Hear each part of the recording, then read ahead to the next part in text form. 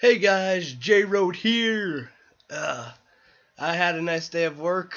If you can't tell, the reason my face is all red is I'm all sunburnt from working out in the hot sun. Let's just say landscaping is a lot of physical labor outside, and that's kind of not my forte. I'm usually used to working dishes. But if you can get past my bright red face, I'm going to talk about something awesome! How to Train Your Dragon 2. I'm really excited for this movie. It's coming out this year. You know, the first movie, I I caught the half end of it. My first time watching it, my brother had it on, and I was like, oh, you know what? I'll just check it out. And I fell in love with this movie. I didn't want to admit it at first, but then I was like, I'm in college. I shouldn't be watching kids cartoons. Then I thought about it. I'm like, screw that. I am a grown ass man. I can like whatever cartoons I want. And then I started watching like the movie is one of my favorites of all time. I still love this movie so much. But I also really like the cartoon, the TV series, and the Netflix episode. Well, I don't know if they're extras on DVDs or not. But I do believe they're extras on the. You can find them on Netflix or online, like the Gift of the Night Fury. That's a good one. I especially like. I think the reason I like that one so much is I shipped Hiccup and Astrid so hardcore. I mean, it's rather almost really pathetic, like how much I want them to be shipped. But anyways, and they kiss in that episode, and they also kiss in Thawfest, and they kiss at the end of the first movie. But that's me being my fangirly moments. Shut up, I'm an adult. Anyways, so in the books, as a hardcore Whovian and an audiobook listener, because usually I listen to books because I'm doing stuff like I'm working on jackets or paintings or writings. Well, I should say, I don't usually write and listen to audiobooks. I write and listen to music, but I definitely do painting and stuff to audiobooks. I just finished Game of Thrones. But back to the point. How to Train Your Dragon, the book series, is read by none other than one of my personal favorite doctor, David Tennant, which I'm like, I have to find the physical version of that, because I would like buy all of them and just like, I could listen to David Tennant's voice for hours on end and just not get bored. Anyways. I'm into this fandom, so if you can't tell. Um, in the book, he's 10. In the first movie, he's 13. In the show, you can sort of see he's getting older, but you're not saying.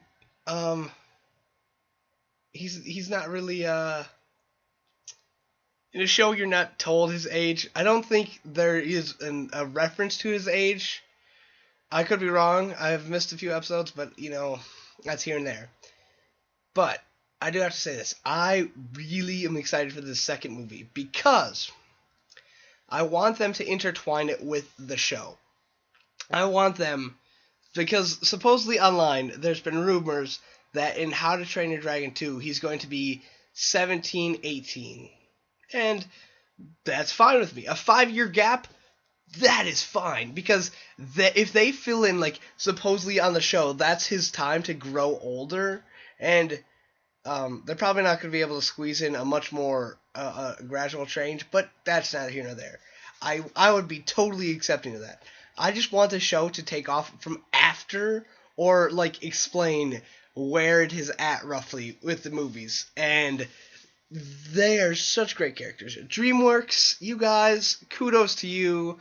I mean, I'm not just kissing ass because I want to work for you one day and have a bunch of my shit made, though that would be pretty awesome.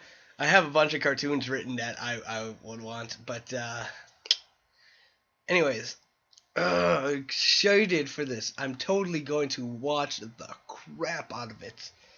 And I will probably review it. Like I said, I love How to Train Your Dragon. The first time I ever watched it, I was hooked. I mean, it was like halfway through the movie, all of a sudden I just see this, and then I watched a full movie, and I'm like astounded. This movie is what Avatar should have been.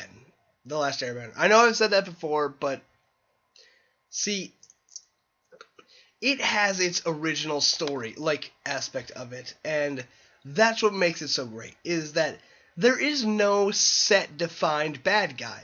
And that's what makes things timeless. Like, think about it. Most of our favorite children's books do not have a bad guy. Um, a lot of the Dr. Seuss books, there's not a bad person. Like, it can be anyone type thing. You know, a lot of Shel Silverstein, no set bad guy. Now, the second one, there is a bad guy. So, I'm not sure how I feel about that. But it's neither. The first movie was neither side was right or wrong. And that's what made the movie so good. Is it. You see these characters, they're developed. They have their own issues. They have their own heart and character. And it's just so great. Now that I'm totally, like, all into my zones, I just DreamWorks. If you can tie in the cartoon series or the TV series with the movies, I would be so happy. Um, I do believe that the TV series does have a lot of the same voice actors, if I'm not mistaken. There's a few of them that are different, but they do have quite a few of the voice actors. Yeah, but I'm excited. Pretty much, yeah.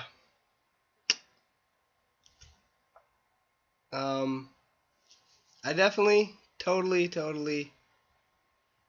love the show. If you don't, yeah. And I kind of want there to be hints of the show in the movie. Like, I want them to talk about Elvin and freaking Dagger. God, I don't know who I hate more, Dagger. Well, I actually like Dagger. I shouldn't say that. I like to hate Dagger. He's such a great villain. He's not a Joffrey villain where everyone hates him. He's the one that you want to die more. He's more like this snotty-nosed kid that's stupid and you want to punch in the face. But yeah, Dagger is a good character. Like, the show has introduced a lot of stuff. So if you haven't seen it, I will leave a link to watch cartoons online. It has all of the episodes. Feel free to watch them. Warning: there will be annoying pop-ups for games, but whatever. This is J Road on How to Train Your Dragon. I freaking love this. So check it out. Peace out.